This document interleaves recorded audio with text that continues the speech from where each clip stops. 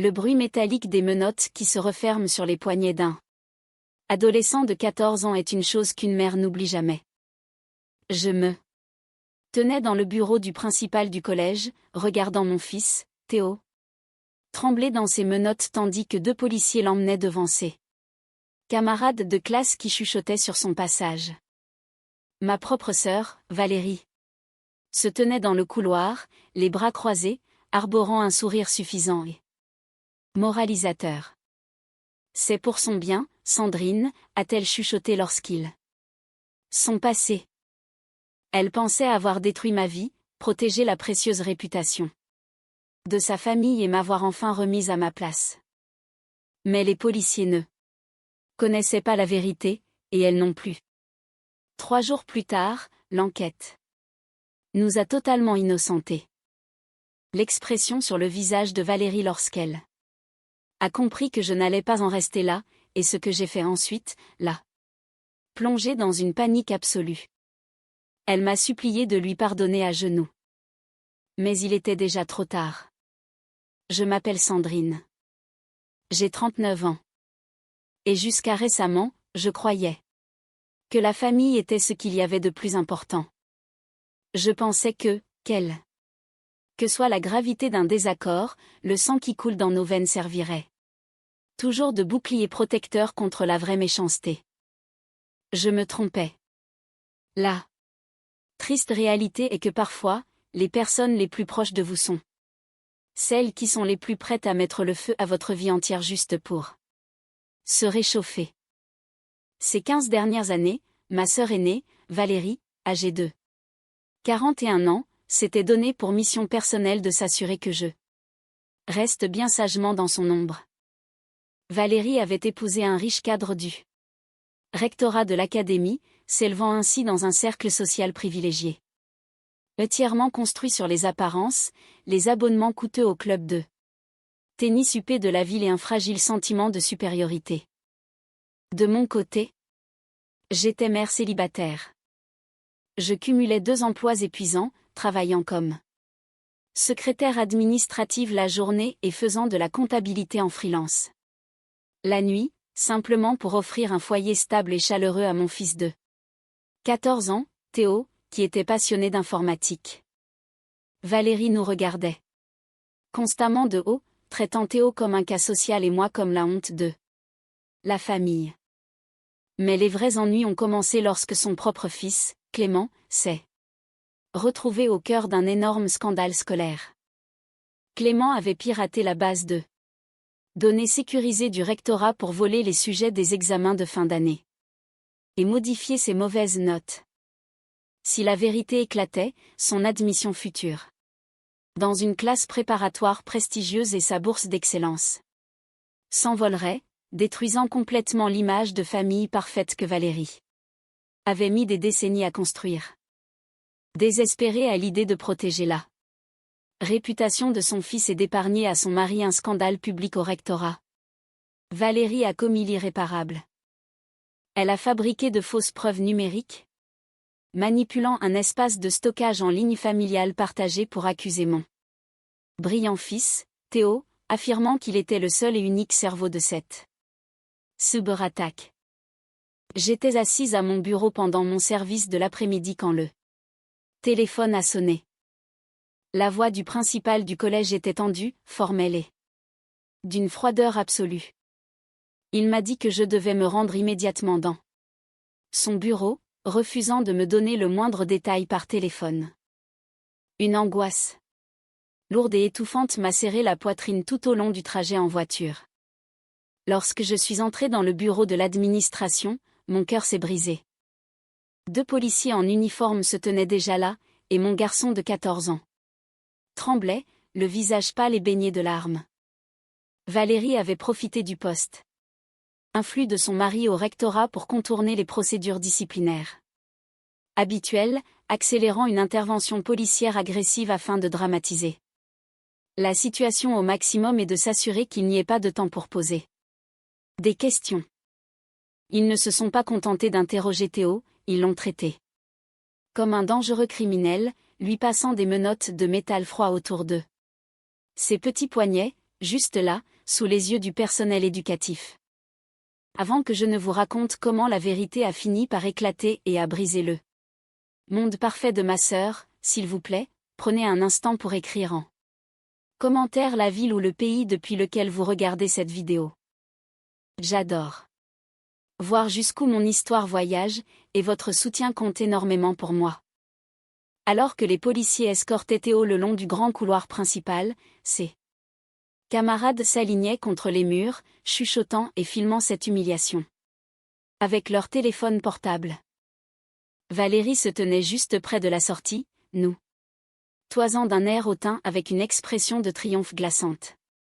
Lorsque nos chemins se sont croisés, elle s'est penchée vers moi, sa voix dégoulinant d'une méchanceté hypocrite. Si tu plaides coupable tout de suite, Sandrine, le juge lui évitera peut-être une lourde peine, a-t-elle chuchoté. Évidemment, tu devras me céder ta part de l'héritage de nos parents pour aider à payer les frais de justice et les dommages du collège. Dans cette seconde terrifiante, son plan machiavélique m'est apparu d'une clarté absolue. La police a finalement laissé Théo repartir avec moi en attendant les suites de l'enquête, mais le mal était fait. Le trajet du retour s'est déroulé dans un silence de plomb.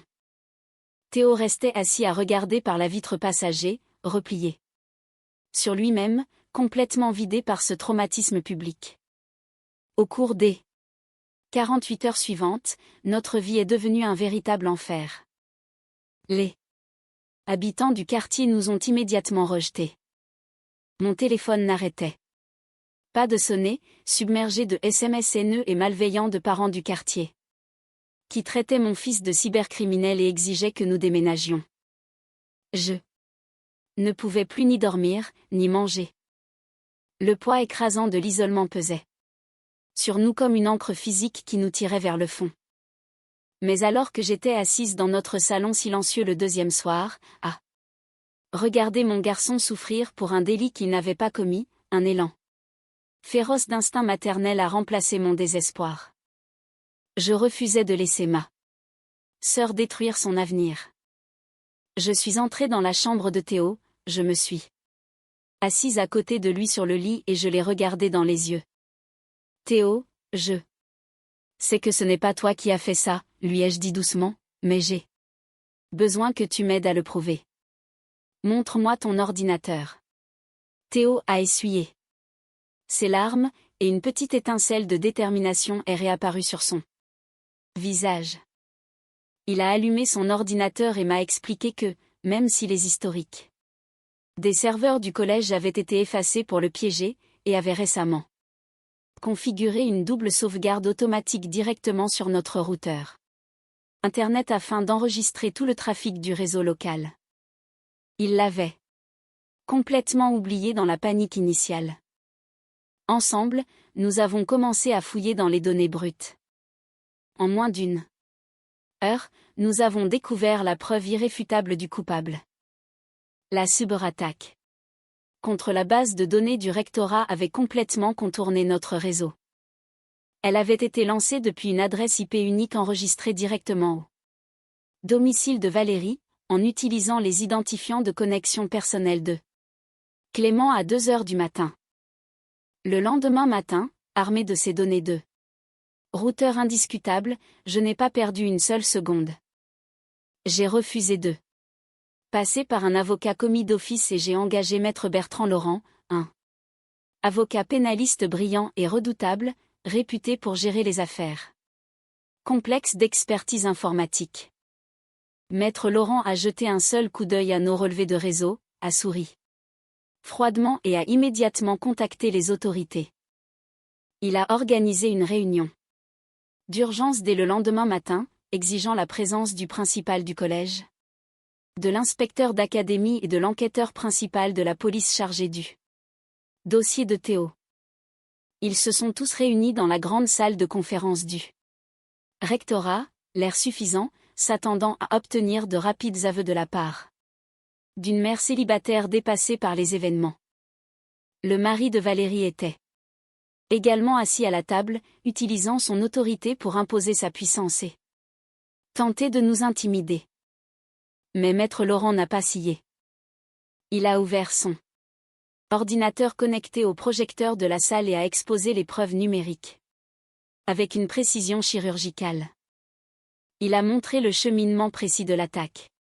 Avec les horaires exacts, menant directement au routeur situé dans la résidence de Valérie. Puis il a porté le coup de grâce, la preuve que quelqu'un s'était connecté délibérément à mon compte cloud partagé depuis un appareil externe pour y déposer les fausses données compromettantes. Le principal est devenu livide et la mâchoire de l'enquêteur en est tombée de stupeur.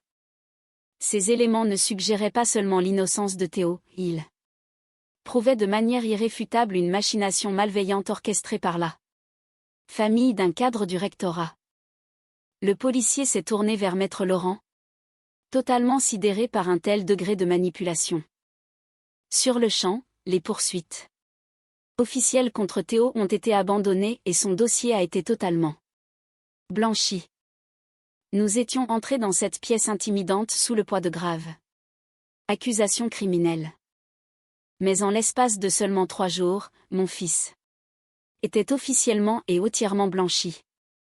Alors que nous sortions des bureaux du rectorat, mon avocat, maître Laurent, s'est tourné vers moi avec un air de soulagement immense. Il m'a suggéré que, puisque le dossier de Théo était vierge, nous pourrions accepter de simples excuses formelles et confidentielles de la part de l'administration et en rester là. Il pensait qu'un règlement amiable était la meilleure solution. J'ai baissé les yeux vers Théo, apercevant l'ombre persistante de ce traumatisme dans son regard, et une vague de détermination glaciale m'a envahi. Non, ai-je répondu fermement. Ils ont traîné mon fils de 14 ans hors de sa classe. Avec des menottes. De simples excuses discrètes ne répareront jamais le mal qu'ils ont fait à mon enfant. J'ai décidé qu'il était temps de répliquer avec toute la rigueur du système judiciaire. L'après-midi même, j'ai demandé à maître Laurent de lancer une vaste procédure civile pour réclamer des dommages-intérêts colossaux. Nous avons poursuivi le rectorat pour faute grave, le mari de Valérie pour abus de pouvoir intentionnel, et ma sœur Valérie elle-même pour dénonciation calomnieuse, diffamation et déclaration mensongère à la police. Mais je ne me suis pas arrêtée là. Sachant à quel point Valérie tenait à son statut social, j'ai récupéré les rapports officiels de l'enquête policière ainsi que les preuves informatiques indiscutables et je les ai transmis directement à un grand média d'investigation local. En quelques heures, l'histoire de cette famille influente du rectorat piégeant un enfant innocent s'est propagée dans la région comme une traînée de poudre. Cette exposition publique a provoqué l'effondrement immédiat et destructeur du monde si soigneusement échafaudé par ma sœur. 48 heures après la diffusion du reportage, le mari de Valérie a fait l'objet d'une suspension administrative humiliante et très médiatisée, et leur réputation sociale prestigieuse a été totalement anéantie. La grande école où Clément devait étudier a immédiatement annulé son admission ainsi que sa bourse d'études. L'avenir en or que Valérie avait voulu préserver pour les siens au détriment de mon fils venait de s'envoler. Dès le lendemain soir, la sonnette d'entrée a retenti bruyamment à plusieurs reprises. J'ai ouvert et j'ai trouvé Valérie sur mon palier, son maquillage coûteux gâché par les larmes et ses vêtements en plein désordre. Elle ne ressemblait plus du tout à la femme aisée et hautaine des clubs de tennis branchés. Elle avait l'air totalement désespérée. Avant que je ne puisse prononcer un mot, elle s'est effondrée à genoux sur le béton froid, éclatant en sanglots hystériques. Elle m'a supplié d'abandonner les poursuites civiles et de faire cesser la couverture médiatique, criant que cette colère publique allait ruiner définitivement sa famille, les acculer à la faillite et les laisser sans plus rien. Je me tenais sur le pas de la porte, baissant les yeux vers ma sœur en pleurs, mais je ne ressentais absolument aucune pitié. À la place, je ne voyais que le souvenir encore vif de ces Menottes en métal froid se refermant sur les petits poignets de Théo pendant qu'elle souriait d'un air triomphant. Je me suis penchée et je lui ai murmuré. Une réponse glaciale qui, je le savais, résonnerait dans sa tête pour le reste de ses jours. Tu ne t'es pas soucié de la famille quand tu as essayé d'envoyer mon fils de 14 ans en prison pour sauver ta propre peau. Valérie. Récolte maintenant les fruits amers que tu as semés. J'ai refermé fermement la porte d'entrée au nez de ma sœur, la verrouillant définitivement. La procédure civile s'est finalement soldée par un accord à l'amiable pour une somme d'argent considérable qui a changé notre vie. J'ai utilisé ces indemnités pour emballer immédiatement nos affaires, fuir cet environnement toxique et acheter une jolie maison paisible dans une nouvelle ville où personne ne connaissait notre nom. J'ai également ouvert un compte d'épargne d'études bloqué très conséquent qui garantit à Théo de pouvoir poursuivre toutes les études d'informatique dont il rêve sans jamais avoir à se soucier de sa sécurité financière. Quant à Valérie et son mari, ils ont été contraints de vendre leur villa de luxe simplement pour couvrir leurs frais d'avocats exorbitants, et leur statut social ne s'en est jamais remis. Si vous aviez été à ma place, auriez-vous trouvé la force de lui pardonner? Ou a-t-elle eu exactement ce qu'elle méritait? Dites-moi ce que vous en pensez dans les commentaires ci-dessous.